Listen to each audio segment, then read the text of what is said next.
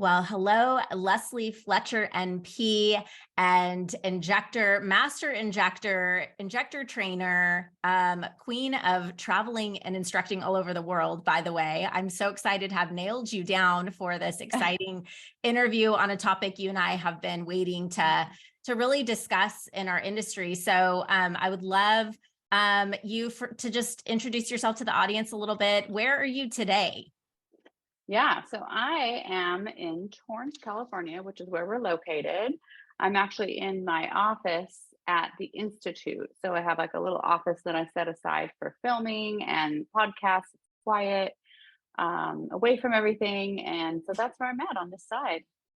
I'm jealous because you're probably going to hear like a lawnmower, on my side. Oh, well, Well, you might actually hear a baby because three of our practitioners had babies this year and it's baby day. So the little daycare station is just a couple doors down. So you that's may hear that. amazing. That's so cool. So I happen to have actually seen myself. I had the good fortune over, I think in December I remember it was a kind of a holiday, around holiday time, to come and take a tour of the injectability clinic and training center. And I did happen to see, I think you had babies being born and babies born.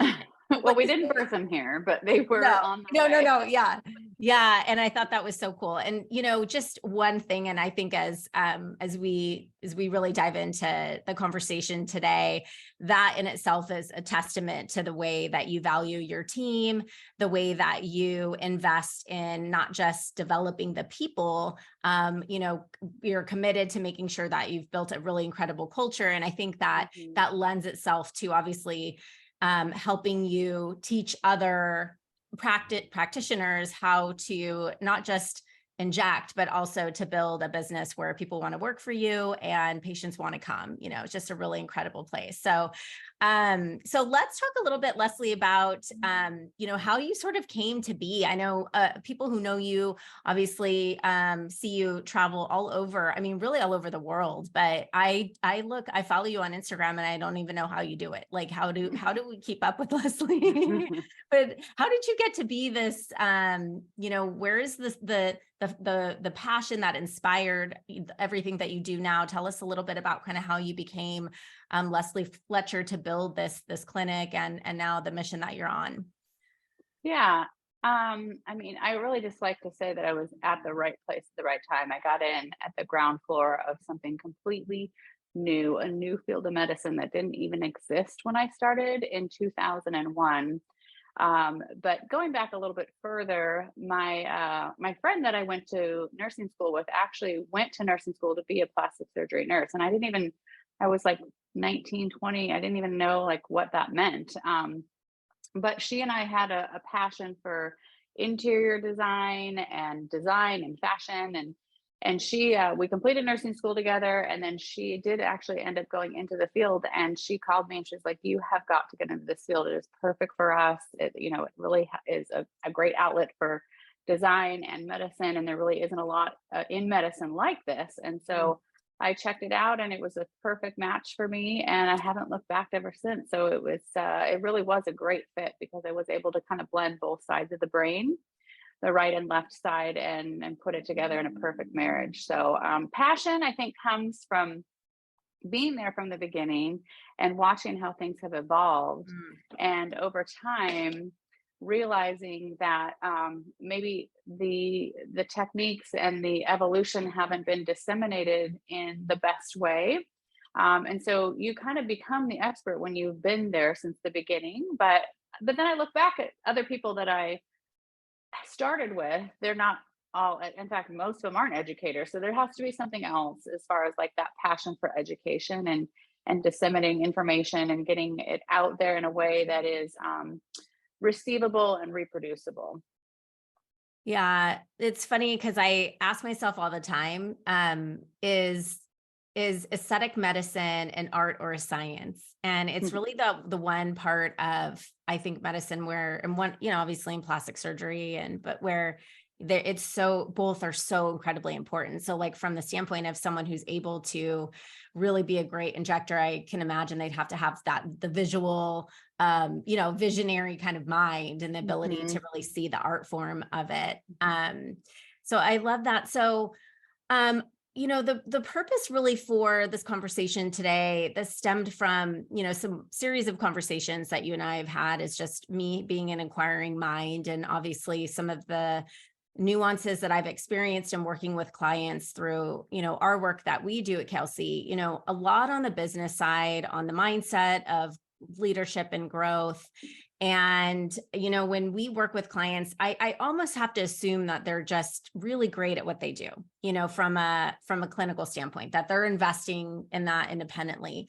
And I remember there was like a 1 or 2 week period where I had this aha moment. I was having a conversation with an injector who's been injecting for several years, and we're looking at the growth trends in our business. And I was seeing like the same number, like the same checkout, like ticket number, like the price per patient per visit, like again and again and again and again. And I was like, why is everybody getting the same thing done? What's going on? And so I was just kind of picking her brain about things. And, I just asked her, I said, can you talk to me a little bit about the consultation process? And, do you not have clients that are asking for multiple syringes? And, eventually she came out and said, well, I'm just not that comfortable. I've been injecting a long time, but I don't feel that great at like multiple syringes, and it kind of dawned on me that, the business, there has to be really clinical competency to be able to drive the business, and vice versa. And I asked another client who I started to really dive in. I started seeing some of the same things, where then she said to me, I just don't want to be salesy, and I feel like I'm being salesy. And so it just really was this aha moment that I don't think it's a one and done thing. And I think when you talk about like how all these years you've been doing this since 2001, I mean, 20 something years, and there's such a richness and experience, but there has to be that kind of drive to want to learn and then continue. Like when I look at the business, you're always evolving and leveling up and shifting and pivoting and changing. And I think that that's so true on the clinical side as well. And so I want us to talk today, Leslie, and I really chose to talk to you first about this because I think that there's a very low barrier to entry, one, in our industry in terms of hanging up the shingle and saying that you are an injector. Many injectors will be frustrated and say, look, it's the wild, wild west. Anybody can say they're a master at something. And then, and this is a medical field, and at the same time, you see now, I have clients that get people in their DMs like, can I come train with you? Can I come train with you? And I think that there's a lot of positive, but there's also a lot of caution. And so I want to kind of just open this conversation together about this whole idea of becoming a trainer and calling yourself a trainer, right? And also, starting to break down and educate what kinds of things new injectors and also growing and learning and advancing injectors should be looking for when they're choosing where to go for their training along their course, clinic along their, I would say, professional clinical career as well. So let's start off by, just talking about from your perspective, new injectors, right? Like, how do they know where to go? What should they be looking for when they want to seek out training and injectables? So I think the number one thing to look for is who's doing the education. So who are they learning from? Who is going to be their mentor at this point? Because that's going to set you on a trajectory of a different path based on who that person is. So I think picking someone that sits well with your ethos and what your goals are as an injector would be the first and foremost. So they kind of need to have a little bit of a history too, a past history, and you might be able to kind of find out their brand from online, what they excel at. Do their ways resonate with your ways? Because essentially you're going to be adapting a lot of their techniques and their personality traits and a lot of their ways they deliver the message to the patient. So I think that's the first and foremost, is to set that tone with and it might be a company, but what's the company's ethos as well? What's the reputation of the trainer?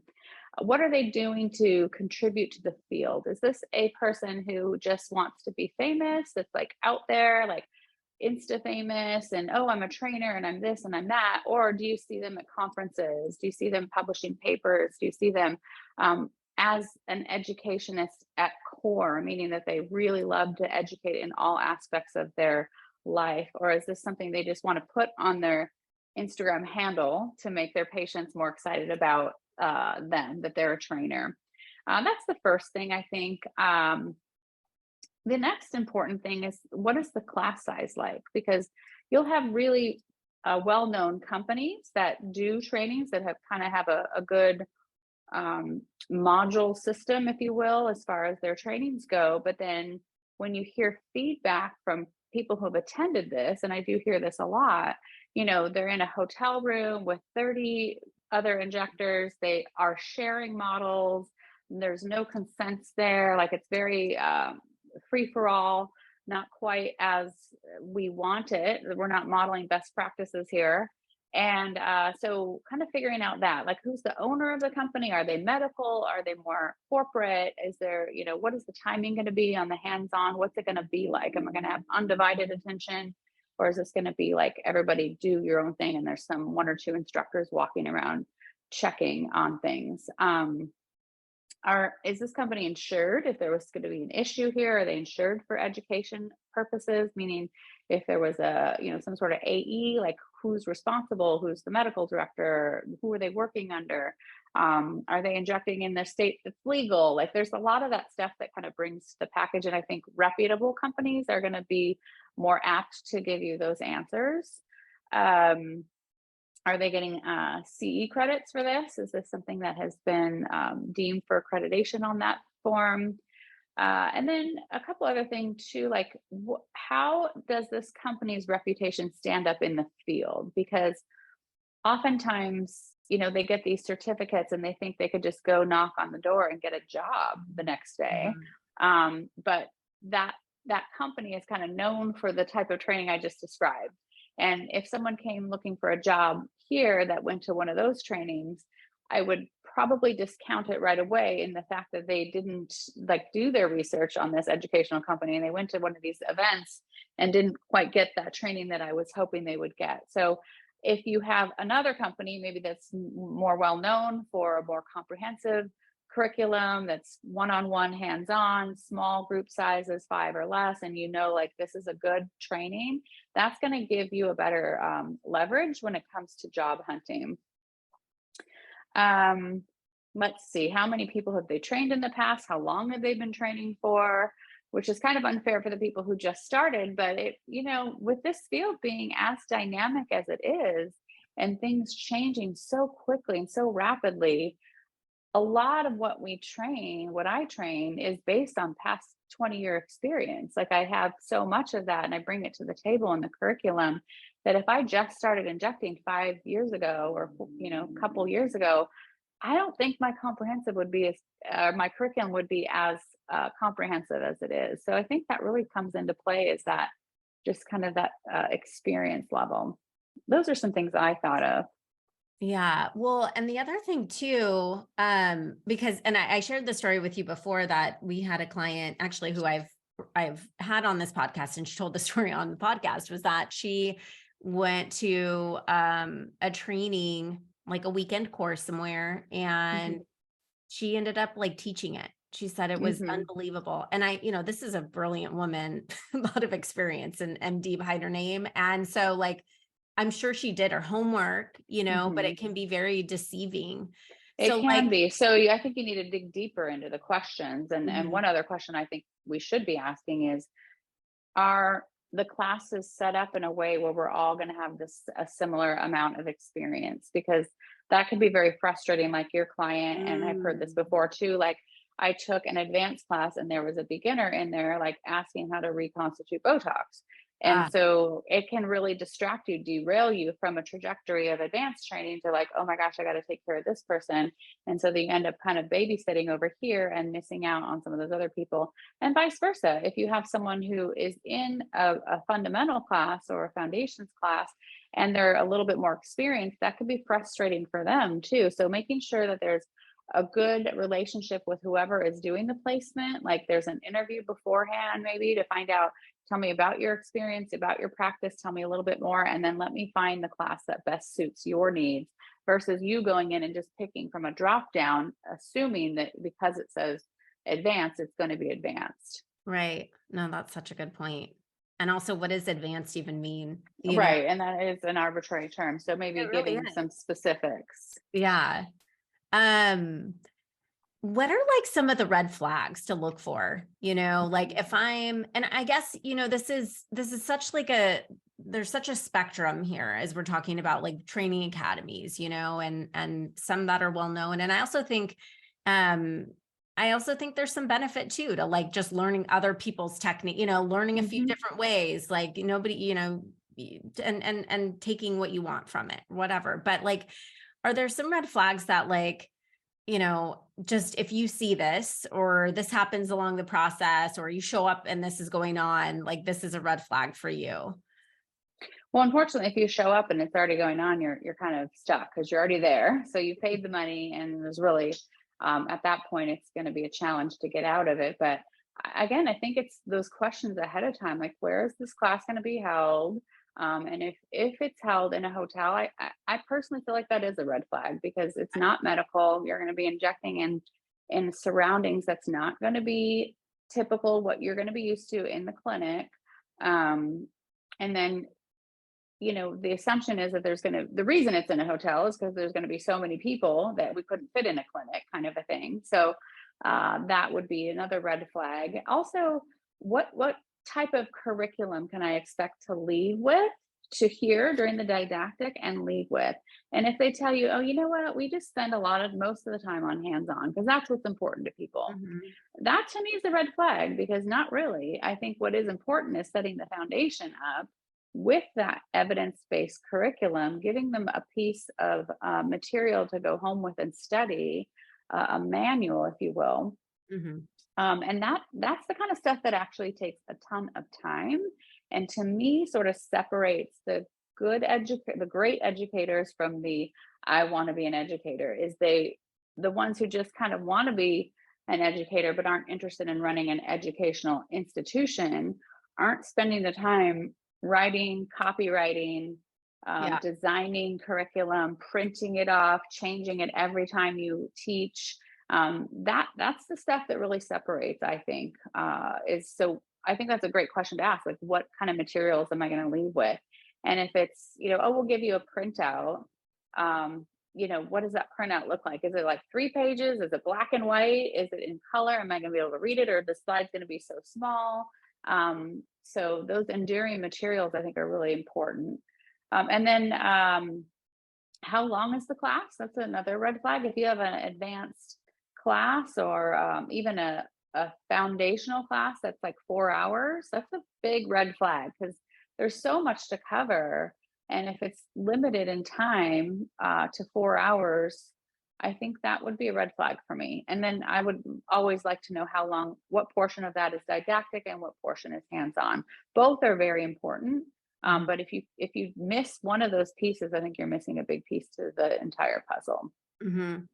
Yeah, let's talk about those puzzle pieces because we have several clients that have their own training centers in their facility. And I think, something that I learned as you took the time to walk me through and show me the process, even how for the whole client journey, from when they come in to a meeting with having a consultation with the provider, then to the consultant that you have that talks about really like the pricing stuff, the whole approach to how even the bedside manner, all of that kind of stuff. I think that to me, that's so important. Going back to like the first example of realizing that there's the clinical confidence that you have to have, like too, when you leave that training program and you learn how to do something, you have to do it, right? And so there's the process of that. So I'm sure like some part of follow-up or the mentorship kind of component, but then also the ability to talk to a patient, like, I really, and like, if you feel like you're being salesy, versus showing them. And I think there was an example you showed me about, like, you showed their after photo. The patient came in, or I'm sorry, the before photo from months before, saying, oh no, I think I'm okay. And you were saying, that's fine. There's no pressure whatsoever. I'm just showing you that this is the changes that have occurred. So you're educating them. So let's kind of talk about those components and those pieces of what a comprehensive training should include. And that's one of the reasons I love hosting it at our facility, because we can model best practices from beginning to end. So our clinic is attached to our institute, but we have our institute set up like a clinic. So there's, you know, an injection room, and there's an imaging room for before and after images, and we show them how that consultation process goes. Um, I always tell people, like, I can teach you how to put in, you know, 8 to 10 syringes in a patient, but if I can't teach you how to sell it, then that's pointless. I can teach you how to sell 8 to 10 syringes, but if you don't know what to do with those Right. afterwards, then you're screwed too. So Yes. it's you got to have both, because in order to progress and to be more comfortable injecting multiple syringes, which is frankly where the field is going, pan facial rejuvenation is much more natural looking than spot treating. We know this from studies. We also just know this when we look at the fastest growing practices and people who are really excelling and rising to the top. There are multiple syringe injectors and touching multiple places on the face, facial balancing, pan facial rejuvenation, whatever you want to call it. That is definitely the trend. And so I love to teach that. So I love to teach it from beginning to end. And you had mentioned our consultation process has kind of 4 parts. I produced a webinar on it that shows everything step by step by step, 2.5-hour webinar that we still have available and it's filmed here in the practice, so you can see it, how it rolls out. But the consultation expert that we have doesn't do pricing. I think that should be reserved for the prescriber, the one who's actually giving the prescription of what we're doing. She gives a lot of other things. She credentials the injectors.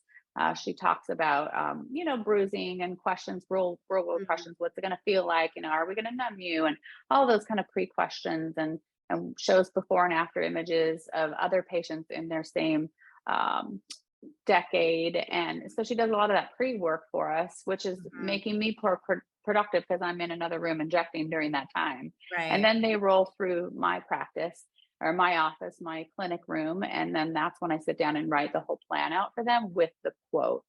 And it's a whole process, and it's a little bit longer than what I could go over here in this, but that modeling best behavior is really crucial. And if I'm doing this training in a hotel room somewhere, like, those pieces aren't there. They can't see how everything fits, how I hand them the, you know, the pre-work and then the post-care sheet, and how it just is all part of this well-oiled machine here to, if one of those pieces of the puzzle is missing, it just doesn't seem to come together as nicely.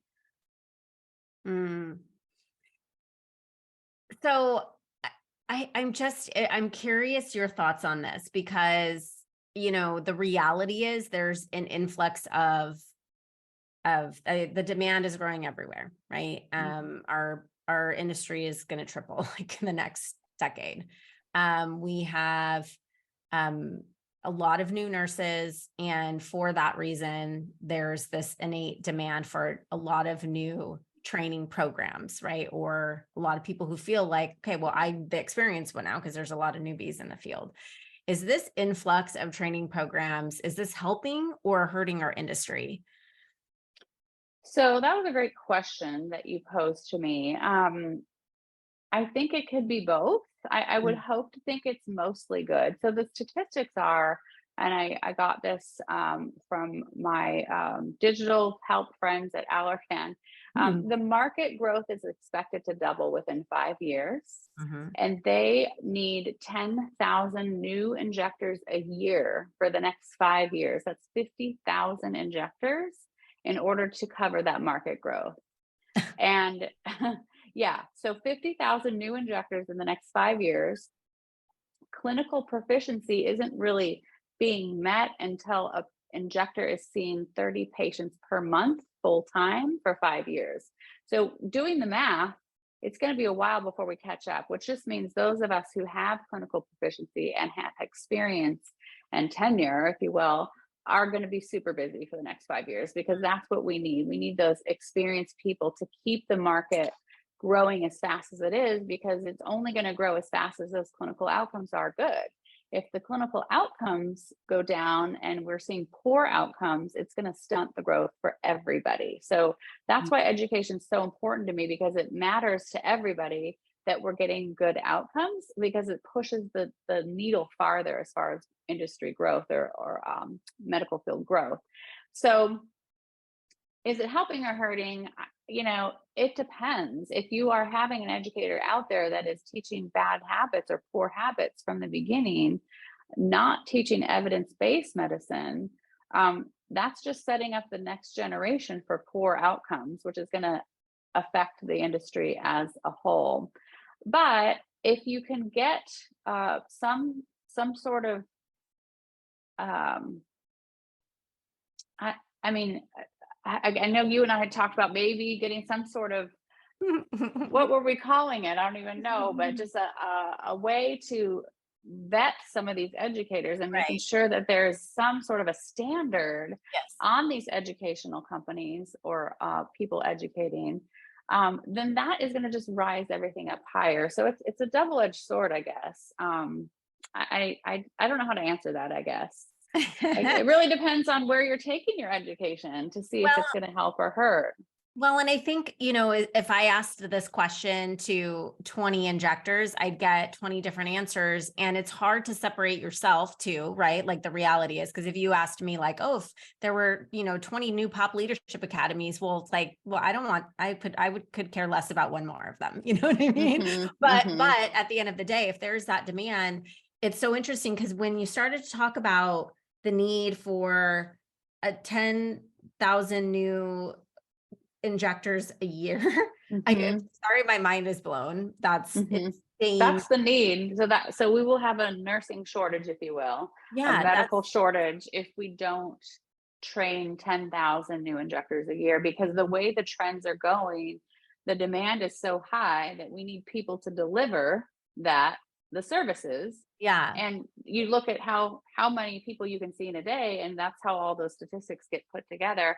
And if we don't train 10,000 new injectors a year to have positive outcomes, we will definitely have a plateau or a crash, and we will have a shortage of medical providers injecting.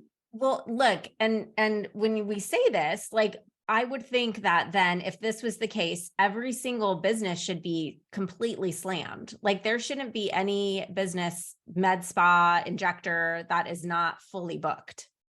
And in the real world, mostly they are. I think the good ones are. And not even, I'm not even saying you have to be great. I always like to say this. You started out with like the branding and the patient experience.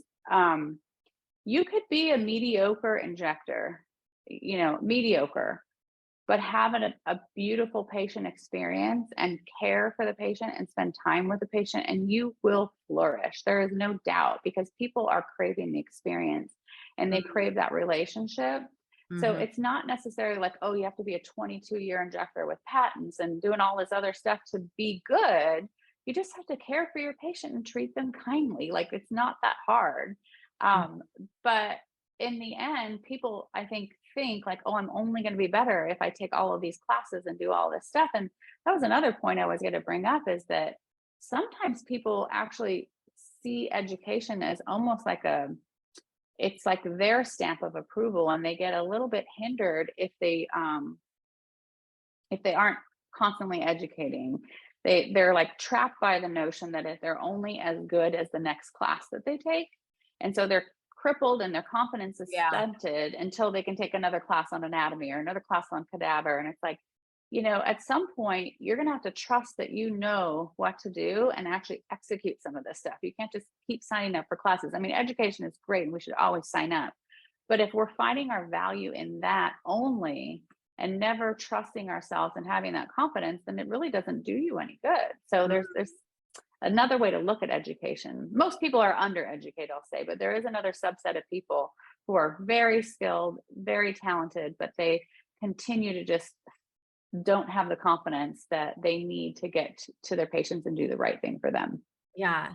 It's so funny because we talk about this a lot with entrepreneurs, right? And like just Hmm. imposter syndrome in a sense. And I had a conversation recently with a client who said, well, I went through residency with like these, doctors that are like in my area or whatever. And I have just continued to, for the way she sort of describes it, is advanced. And, she's done a lot more of her own clinical research and her own thinking. And so she Hmm. has her own methodologies and her own Hmm. programs and protocols and things where like a lot of her colleagues look at Hmm. her like, why are you so out of the box? And I wonder if Hmm. that comes from just the medicine side of aesthetics where, let's say I went to get a nursing degree as an example, like here's module 1, here's module 2, right? There's obviously the hands-on and all of that too, but Hmm. like Hmm. someone is telling you that you now have that, check that box, you have that degree, you have that certification, you have that competency. Whereas this sort of, it's just so nuanced because it's so new and growing, but it really does take, I think, like leaning in and trying things and doing it right to like get that full experience. Absolutely. I mean, education is an interesting thing, curriculum, comprehensive curriculum. What should the best educational facility or our company operate or offer? I think it starts with that medicine. I mean, yes, it is an art, but if you don't have the evidence base to back it up, um, it's just you flippantly saying, "Oh, I tried this one time and it worked." Like, but you've got to kind of have that research behind it, and that's the time that it takes those educators to really do that research. And to me, that is what kind of separates the good educators from the mediocre. But also training curriculum that is comprehensive should have new material because this field is dynamic and it is, essentially less than 20 years old. I mean, about 20, 21, when you think of just Botox, but fillers in itself really didn't take off until Voluma was approved in 2013 and we started doing the whole face. So we're looking at, 10 years or so. And so if we're not bringing anything new to the table, which is another issue sometimes with stagnant training companies that have been around for a while, which is something I told you in the beginning to look for. But if Yeah. they're not constantly changing and Mhm. constantly evolving and updating that curriculum, I mean, every time I go to the printer, probably twice a week, and my husband's like, "Can you just like order, 50 of these and not send me to the printer?" I'm like, "No, because I just found this thing out. I got to add it. Like they need to know. Like I'm just compulsively adding new material because I feel like if I don't tell my trainees that I'm leaving out something really important." And so it should constantly be evolving and having those new concepts and new techniques. And then you should also be able to follow up with that trainer and you should be able to reach out to them and say, "Hey, I tried this. I have a question, or I've got a patient coming in and I know this is a new technique for me. Here's what I'm thinking. What do you?" And so that relationship, I think that's another thing to look for when you're looking at Yeah. training companies, is how accessible are those people afterwards? Or is it just kind of this company that you never hear from again, that you're getting your certificate from? And remember, there's no like certification for this. You're getting a certificate, but it's not a certification. Leslie, I have a question from your experience. I think something that's unique about you too is that I know we're talking about, and as I look, we're on video together and I can see you in your beautiful clinic, but you're on the road doing a lot of training, both, under the umbrella of injectability, but also you're an AMI trainer. I think you train the AMI trainers too. Like, I think I actually don't know the answer to that, but I believe. So from your experience, I think too, like you get to take in so many different perspectives and bring them back. And I think that's probably why you're like, oh, when I was teaching this with this patient, or, Yeah. you're sort of learning as you're teaching.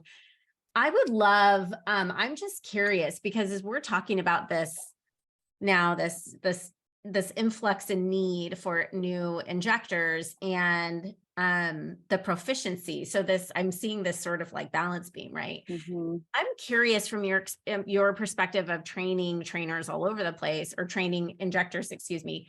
Um, is there something, is there a value for an injector to not just start out on her own, but to really start under the wing of somebody, potentially, even if they felt entrepreneurial, I think like 90% of injectors think they want to start their own company from my perspective. That's what they don't know what it takes to Well, have a business. I think you're a little skewed though, because they'll reach out to you when they're at that point. So your perception might be a little bit skewed, Okay. because I talk to a lot of people on my end who are like, I would never want to run my own practice. I see all the days Yeah. in, days out. But by the time they reach you, they're already in that mode and they need you as a coach. So that makes sense coming from you. But on my perspective, I don't think that is entirely true as far as the percentages. But what I do agree with 100% is that it is almost crucial to work with someone else before opening up your own business. Mm.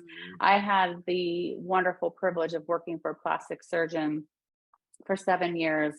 Before I left, I actually worked for a dermatologist simultaneously. So I got to see kind of the derm side of things, which is very different. And each one of those brought great things. Like plastics is really good with their before and after imaging. Derm is not.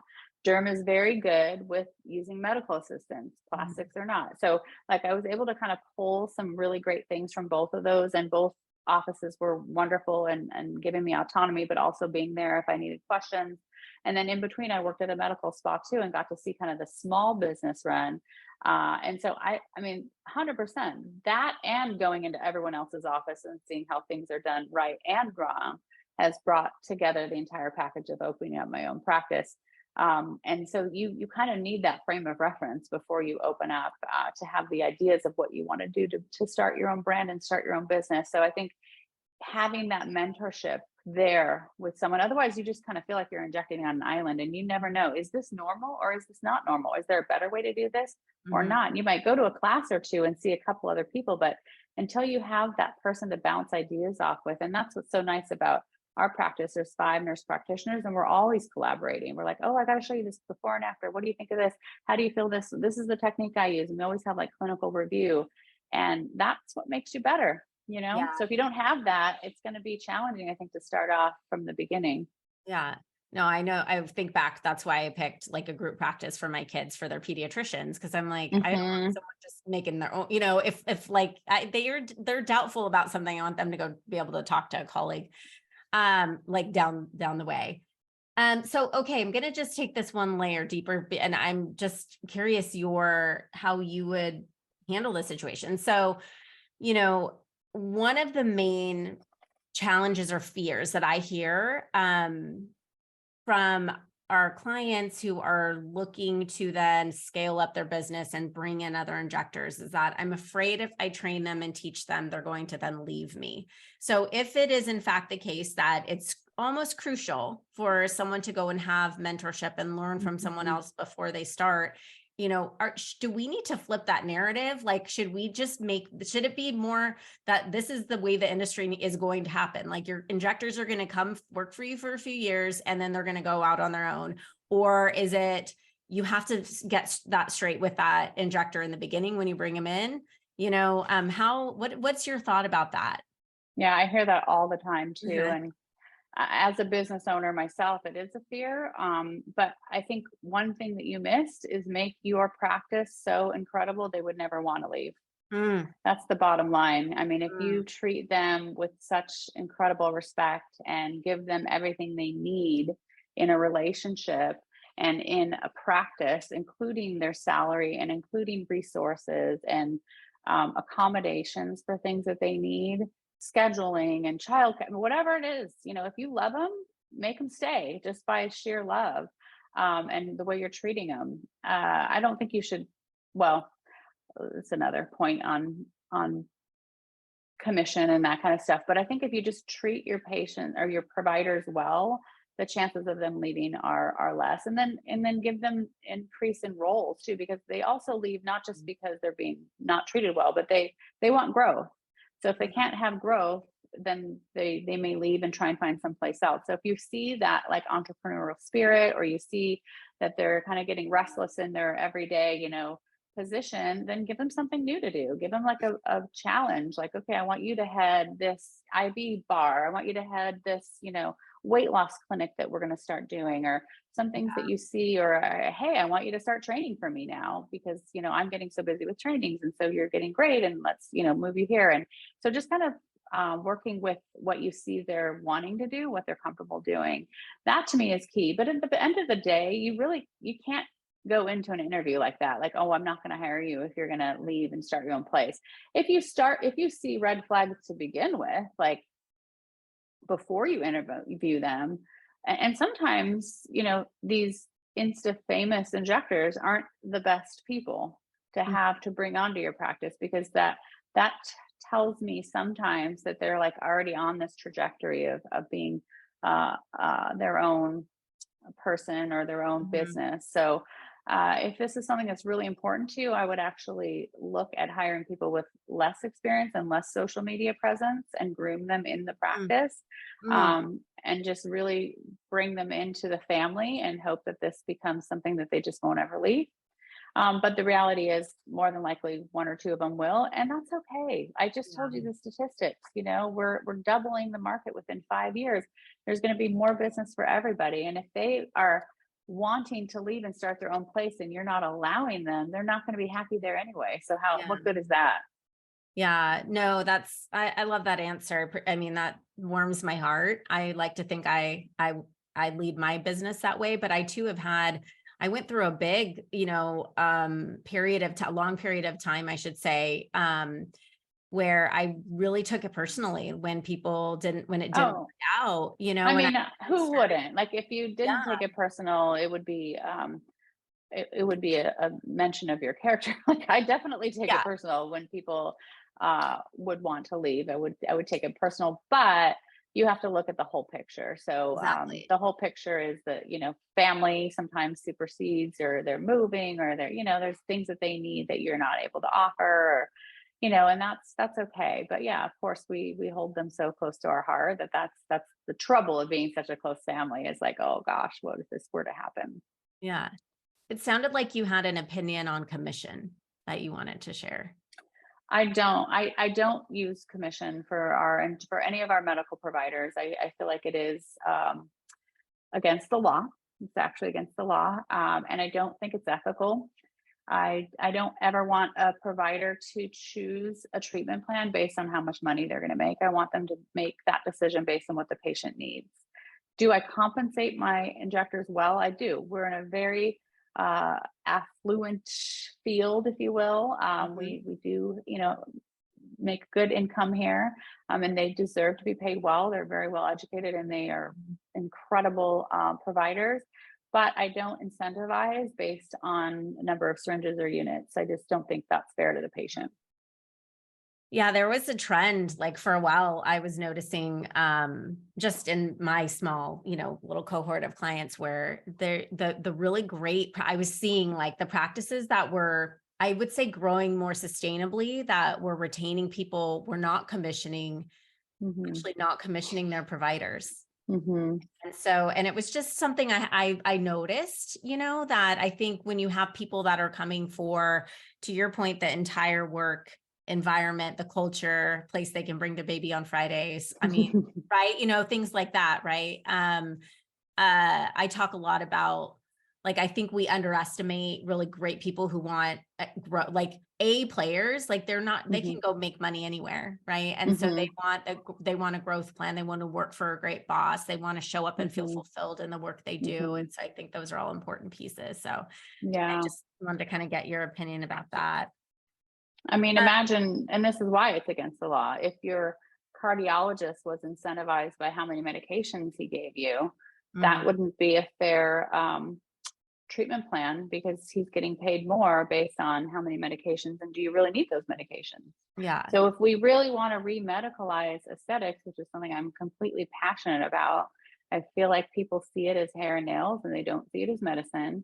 But we want to pick and choose where we implement the remedicalization. But this has got to be one of them, because in real medicine, non-aesthetic, non-cash medicine, you would never incentivize a physician or a nurse practitioner by how many prescriptions they wrote, or how many patients they saw in a day. Like, it's just it doesn't make sense. It's not ethical for the patients, and that's why there's a federal law against it, because of that. So I feel like if we're going to follow some federal laws for medicine, we need to kind of follow them all. Yeah. But that's my personal opinion. And I do bonus. It's not like I don't bonus at the end of the year or do profit sharing. We do profit sharing. So there's, some ways around it, but we certainly do not do every paycheck based on what their sales were. Yeah. Okay. I'm going to just one more off track question, and then I'll ask a final question, then we can wrap up and let you get back to work. Why can't our pharma companies, why can't Allergan just make sure that like every injector is competent and proficient? Like why, like, I'm just kind of playing that card there. Well, I think they're trying. I know last year Allergan did 40,000 educational activities, and that's their second largest spend behind research and development in the entire company of AbbVie. And so they're doing their best, but that's just one company, number one. They spend more than any other company. I do know that as well, but they spend a ton. But still at that, even at their goals of how many injectors they're trying to train in the next 5 years, it's impossible. And also they're not an accreditation or certification company. It's a pharmaceutical company. So the fact that they do any at all is like incredible. And it's phenomenal that they would invest that kind of money in education. They don't have to. It's very unusual in traditional medicine, going back to that path, that,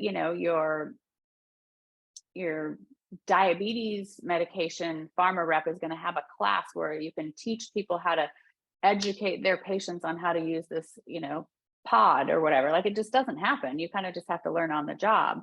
But in aesthetics, it is something that they have taken a certain importance and put a certain dollar amount, which is, large amount, but it's still impossible. And also they can only teach to on label, which thankfully for Allergan is about 89% of the face, but they are limited by their FDA regulations to only train to on-label areas. And there are so many areas that we treat that are off-label. And so that is where the non-pharma educational companies come into play, like myself and others that are out there. And so we can kind of take up where the pharmaceutical companies have left off.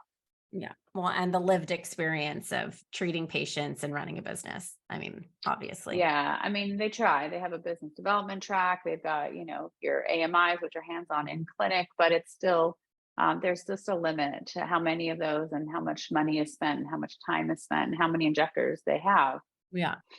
Okay. So that brings me to my last question, because, maybe if I'm listening to this and I'm like, well, I've been injecting for long enough, and, I feel like it's sort of the next step now for aesthetic injector owners who are like, okay, I've got running a decent business. Like now I'm going to start a training academy. Mm-hmm. And sometimes when we do the math, it doesn't necessarily make a lot of sense. Mm-hmm. So I guess I would, to get from your perspective, and you obviously have such a strong team and you have people to support you, to build that, have invested a lot into that side of the business. But do you think this is a good business model for every experienced injector to say, now I should start a training academy? So the advantages to having a training company is credentialing for your patients. So prospective patients look at, your website and they see that you're a trainer. That gives them confidence. So that's a great thing that I think encourages a lot of successful injectors out there to start their own training academy.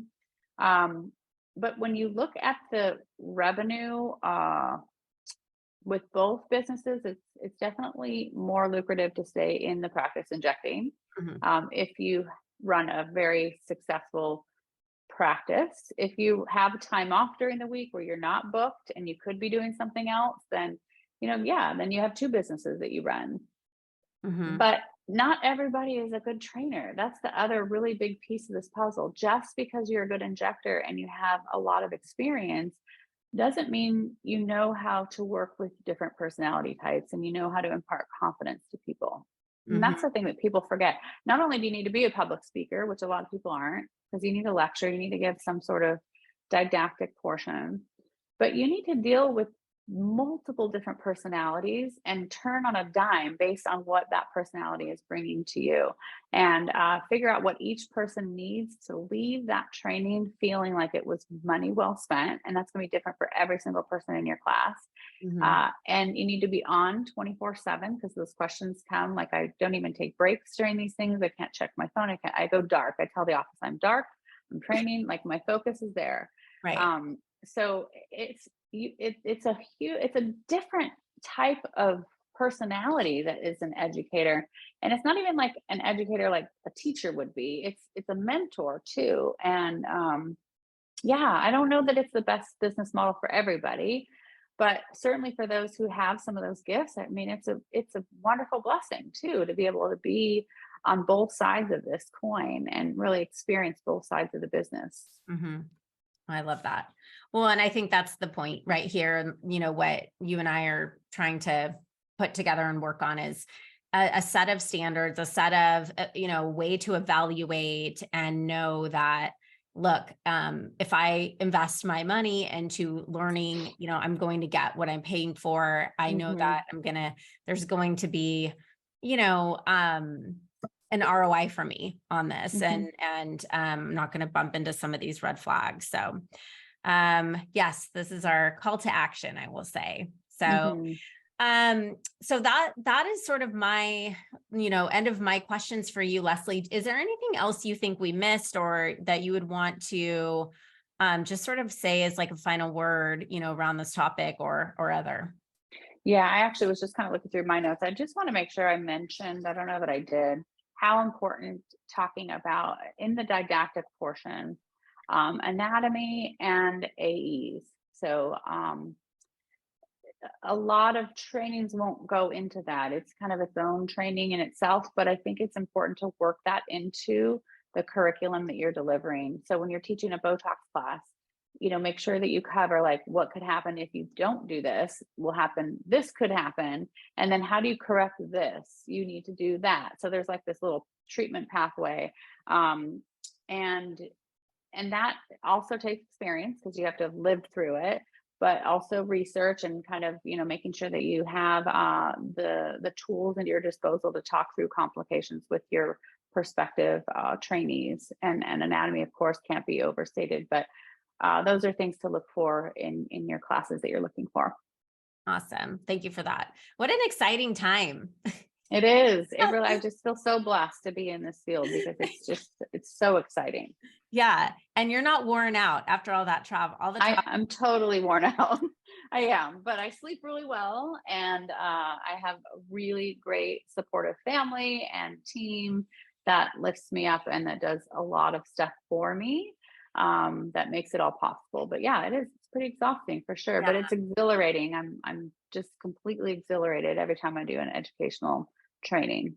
Well, we love it. And we in our academy have several clients who are just huge fans of your work, and are in constant conversation with you too. But you've made a big impact. So Yeah. thank you for that. I almost forgot. Someone asked me to ask you if you had any travel tips, like any kind of secret sauce, because I can't pack like one carry-on suitcase for the life of me, but like you always show up dressed to the nines, accessorized, like any advice around how to like travel well. Absolutely. I have gotten really good at this. You should have seen me in high school. I was the one that carried, way too many bags, but I had to get good because we mostly do carry on. I'd say like 99% of the time I'll do carry on, even for like 8 days. So Wow. here's my tip. It starts with the shoes. So whatever pair of shoes you're wearing on the plane, that's probably going to be your pair of shoes that you need to match every outfit with. You might be able to slip in one other extra set of flats in a carry-on, but it's the shoes, and then probably one jacket or sweater that you wear on the plane.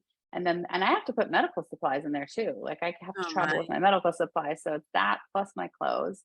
Um, there, the accessories, I kind of stack them all together and put, stuff inside. I put, underwear and things inside of other things. I have one toiletry bag that I just keep packed all the time that has just the smallest little things of things. This, you should see this thing of hairspray. It's like that big. So really go for those small travel accessories and make them work for you. But really, if you can keep it to 1 or 2 pairs of shoes tops, you'll be fine. Yeah, that's and those tennis shoes take up a lot of room. So I'm not a big tennis shoe wearer, but if you do wear them, then make sure you wear them on the plane, because then it won't take up your space in the suitcase. Oh, and I make a list. I actually have a list of what I'm wearing on each day to make sure I have the right accessories for it. Oh my gosh, that is Yeah. just too much. Yeah, I was already off with the shoes. Like I probably pack a, and I just don't know what I'm going to want to feel like wearing, and that I should just not let myself go there, I You think. have to feel what you're wearing before you leave. You're gonna have to go, well, on Thursday, I'm gonna feel like wearing this because I've got to do that. And you've got to kind of plan it all out. Yeah, it's like your meal prep or something. Okay, well, Exactly. we're requesting a video, an Instagram video of Leslie packing for a trip. Oh, So put that on. okay. Oh, I Yeah. actually have a great picture of my little nesting dolls. I have a really Oh, love it. big tote for my carry-on. They say you have the carry-on plus 1 extra bag, which is supposed to be your purse. That's pretty big. And I have usually, I'll send you the picture. I Okay. have the tote and then a smaller tote and then my purse inside of that. So I get like 3 bags inside my carry-on. Genius. So yes. I love it. I love Nesting dolls. nesting doll. That's so great. Well, thank you so much, Leslie. And I think you were gonna have a special offer as well for Yeah. any injectors who were looking to come in and access your wisdom and that incredible experience at Injectability. Yeah. So the promotion that we're running is that if you did want to take a live class from myself or one of my educationists around the country, that you could register. We have a Shopify. You can get on our Instagram, which is Injectability Beauty, or my own personal Instagram, Leslie Fletcher NP, and also on our website. There's links everywhere.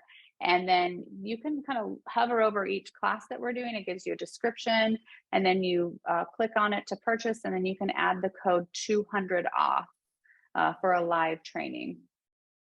That's very generous of you. Thank you. For watching the webinar. Yay. Thank you for hosting it.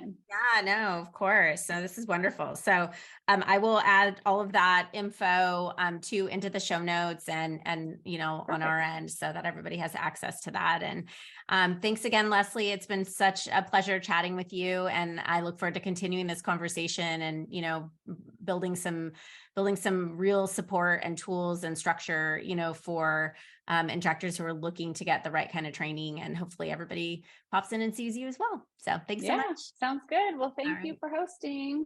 Okay, take care. All righty. Bye-bye.